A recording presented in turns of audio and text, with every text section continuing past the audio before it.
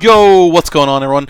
Today we're taking a look at the Brewmaster Monk Raid Guide for Dragonflight 10.2.5.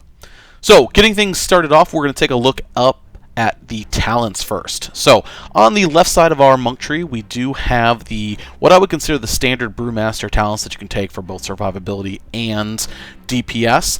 Now, these talents are pretty much click and go if you have a Mistweaver Monk in your raid with you. This is because the two talents that are shown there with the green question marks on them, generally your Mistweaver Monk are going to bring 2 points in both of those locations, which give you your extra 8% healing taken and your reduced 4% AoE damage taken. If you do not have a Mistweaver Monk or a Windwalker Monk in your raid, then you'll probably have to take both or some of these talents in order to make up for that. So the ones in red are what I consider to be the ones that you can drop if you absolutely need to. This being Bounce Back, which gives you a 20% DR for 4 seconds after you take a large hit with a 30-second cooldown. And then obviously we also have Ring of Peace and then Eye of the Tiger, which just gives us a little extra damage on our Tiger Bomb. On the right side of our tree, we have what pretty much is lock and go. Here we have things like Rushing Jade Wind. We have Weapons of Order. We do have our Bone Dust Brew. We are taking to where every time we hit Cake Smash, it's going to refresh the cooldown of our Breath of Fire. And then we are also taking Charred Passions for our single target here. So these are generally click and go. You don't really have to change a whole lot of this. We do have Blackout Combo in here as well. And I do have some options coming up later if you find that you need a few less buttons when it comes to your opener or rotation. Now, speaking of your rotation, our rotation for Brewmaster actually isn't that difficult, even though we do have quite a lot of buttons. First, we're going to want to maintain Charred Passions by using Breath of Fire anytime that is about to expire. We want to be Blackout Kicking on cooldown. We also want a Rising Sun Kick on cooldown whenever available. We want to be refreshing Rushing Jade Wind. Then we always want to make sure that we're Tiger Palming when we empower with Blackout Combo. So anytime you Blackout Kick, you want to make sure your next ability when it comes to Tiger Palm, your Bruise, Cake Smash, or Breath of Fire, you want to make sure that it's always Tiger Palm next. After that, in the rotation, we want to make sure that we have Cake Smash going, and then Breath of Fire, and if there's nothing else for you to do, then you'll want to hit Chi-Wave. Now, looking at our opener, this is where things get a little complicated. I like to call this the ramp, and it's why Brew generally is a good choice to be the second tank when it comes to like threat on a boss.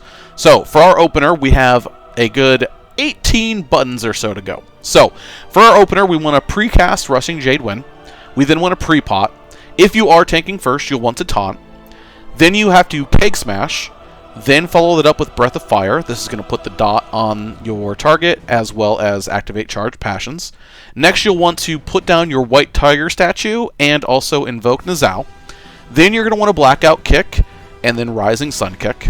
After that, we're going to use our Empowered Tiger Palm from the Blackout combo. Next, we'll be hitting Bone Dust Brew. And if you don't have a macro for this to put at yourself, then make sure it is hitting your target. Next, you'll cast Weapons of Order. After that, we're going to refresh Rushing Jade Wind. We're going to Cake Smash again. Then we're going to refresh Breath of Fire one more time to reactivate Charred Passions. We're going to then hit Exploding Keg, and then Spinning Crane Kick, Blackout Kick, Spinning Crane Kick. And then from there, we're going to continue with our normal rotation. So this is quite a big ramp, and this is all about empowering Exploding Keg. Exploding Keg does base damage just from using it, and then it does extra damage for every tick of damage that you do to targets affected by Exploding Keg for the next 3 seconds. So, making sure that we have White Tiger statue, invoke Nizao, that we're using Bone Dust Brew, that we have our Breath of Fire dot up, that we have Charred Passions activated, and then that we are using our 3 abilities that also do Charred Passions as well as extra damage, and Spinning Crane Kick, Blackout Kick, and then a second Spinning Crane Kick, is what allows us to get like such a huge burst of damage from Exploding Keg. And it's what that entire opener is all about, is getting this huge Exploding Keg. Now, anytime that you don't have Weapons of Order or Summon White Tiger statue, which are 2-minute cooldowns, you're going to have a mini ramp the next time that your Exploding Keg comes out. Exploding Keg's a 1-minute cooldown. And anytime that this happens, you want a mini ramp by doing Keg Smash, followed by refreshing your Charred Passions with Breath of Fire. You're going to refresh your Rushing Jade Wind, and then you're going to once again Exploding Keg, Spinning Crane Kick, Blackout Kick, Spinning Crane Kick, and then back to your normal rotation. Now, sometimes, depending on when this comes up, you may need to do Spinning Crane Kick twice and then Blackout Kick. That is effective as well, too, but generally you're better off doing Spinning Crane Kick and then Blackout Kick and then Spinning Crane Kick. This is because Spinning Crane Kick goes for 1.5 seconds on its duration, and if you click it a second time right in a row, you actually lose a little bit of damage because it clips the first one and then just goes again. So you do end up with about the same amount, but a slightly larger Exploding Kick by doing Spinning Crane Kick, Blackout Kick, and then Spinning Crane Kick again.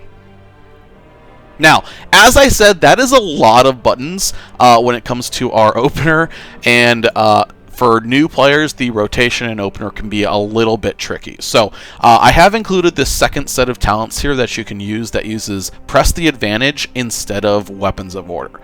Now, what this does is it removes Weapons of Order and gives us Press the Advantage, which makes it so that you no longer have access to Tiger Palm, and instead, for your filler, you're going to use Spinning Crane Kick. And basically, whenever you get to 10 stacks of this, and then you either Rising Sun Kick or you Keg Smash, it's going to just deal extra damage, basically. And then I also, up here, give you the option of switching out Rushing Jade Wind for Special Delivery.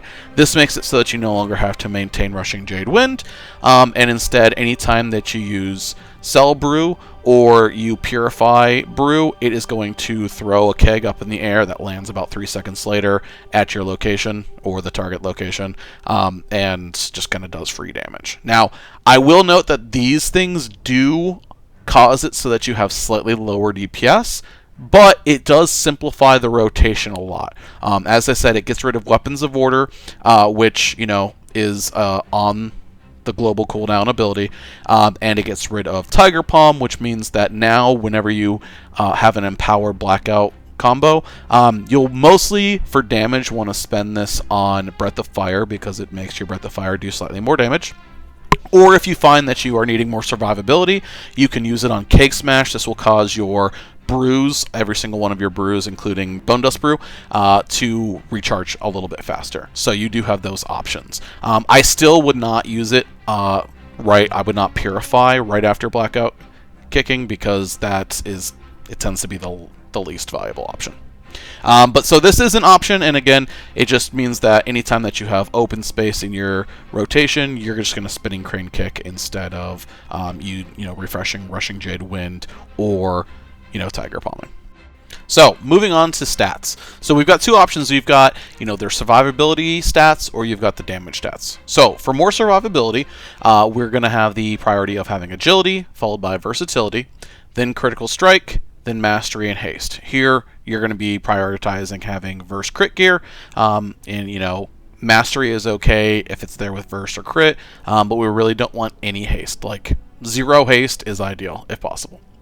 For the more of the damage, this is going to flip the crit and verse in our stat priority here. So it's going to be agility followed by crit, then verse, then mastery, and then again haste. And again, with the haste, we really want 0. So here, especially if you have the augury trinket, just stacking as much crit as possible is great. So when you don't need the versatility for the more survivability, you can start like switching out gems and enchants to being for crit instead of being for versatility.